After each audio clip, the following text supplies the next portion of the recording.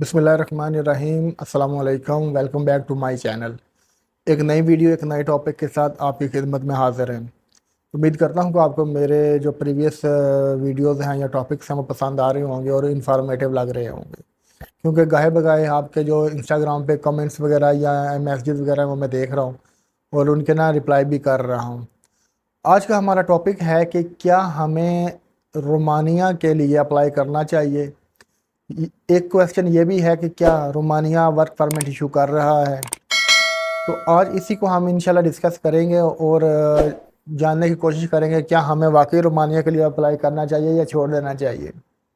देखिए, रोमानिया काफ़ी अरसा गेटवे रहा है यूरोप में एंट्री के लिए। यूरोप में क्या लें आप, शेंजन में एंट्री के लिए। अब जब रोमानिया यूरोप में है तो शेंजन में नहीं है।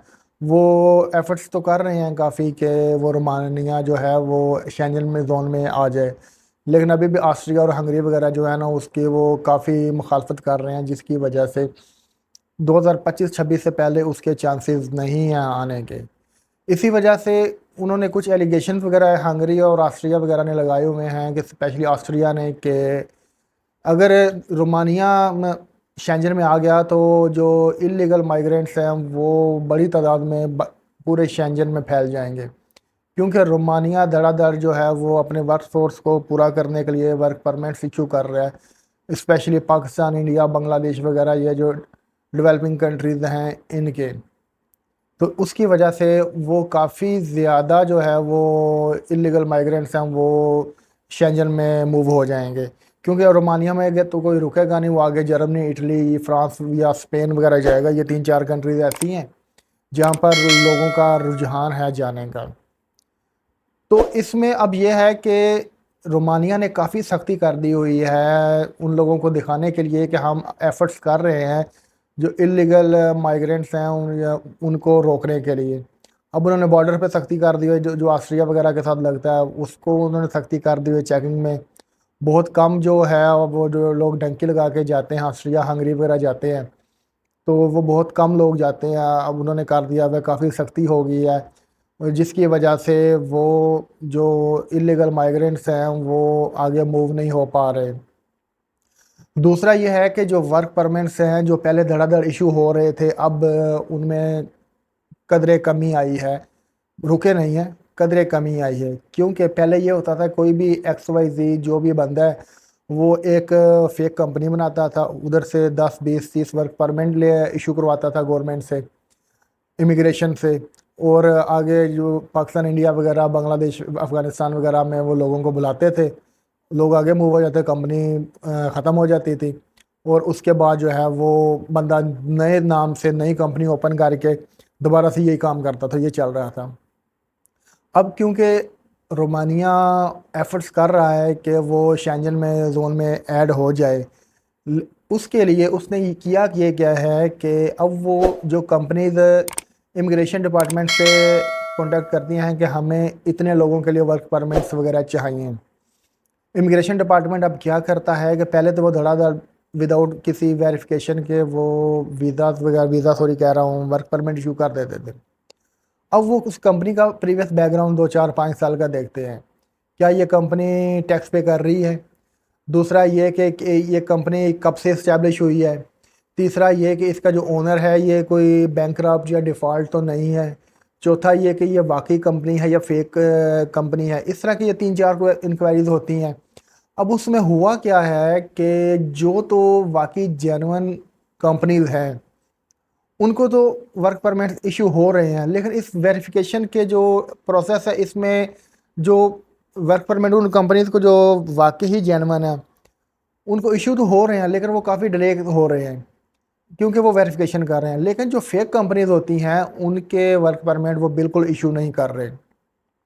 उनके टैक्स को देखते हैं, उनके वो प्रीवियस जो इनकम बैलेंस शीट को देखते हैं, इनकम वगैरह को देखते हैं, वो सारा डिटेल। अब ये जो होता था ना कि कोई भी बंदा अपनी कंपनी ओपन करके तो वर्क परमिट इशू करवा के बाद में कंपनी डिसॉल्व करवा देता था, अब इस तरह नहीं हो रहा और ना ही वो इन फ्यूचर होना है। तो इस वजह से हमारे जो एजेंट हजरात हैं वो पहले 3 से 4 माह का कहते थे कि आपका वर्क परमिट आ जाएगा, लेकिन अब होता क्या है कि 6 से 8 9 माह भी लग जाते हैं वर्क परमिट आने को, क्योंकि अब वो पहले कंपनी ढूंढते हैं, उसमें वो अप्लाई करते हैं, अगर वो कंपनी एग्री करती है तो उनको वो वर्क परमिट इशू करवा के देती है। और इसमें ढूंढने में, सारा कुछ करने में वो सारा जो है ना 6 से 8 माह लग जाते हैं। ऑनलाइन सबमिशन वो करवा देते हैं। अक्सर जो एजेंट हजरात हैं वो आपको फ़िज़िकल सबमिशन नहीं देते। उसकी रीज़न ही ये होती है कि वर्क परमिट्स आगे से इशू नहीं हो रहे होते, इंक्वायरीज़ हो रही होती हैं, वेरिफिकेशन हो रही होती है, जिसकी वजह से काफ़ी डिलेज आते हैं।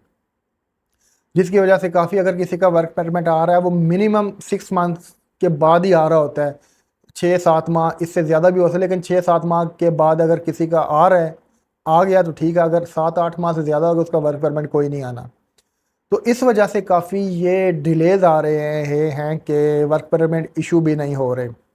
दूसरा ये, तीसरा ये कि रोमानिया के शेंजन जोन में आने के 2024 में मेरे ख्याल से कोई इम्कानात नहीं है।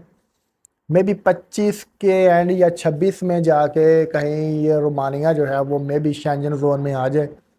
24-25 में तो बिल्कुल नहीं है, हाँ 26 में शायद ये शेंजन जोन में आ जाए, लेकिन ये काफ़ी अभी 2-3 साल पड़े हुए हैं। बीइंग अ पाकिस्तानी या बीइंग अ इंडियन या बीइंग अ अफगानी, बांग्लादेशी, श्रीलंकन, अगर कोई कहे तो हमारा तो यही है कि दुआ है कि ये ना आए शेंजन जोन में, क्योंकि ये गेटवे है।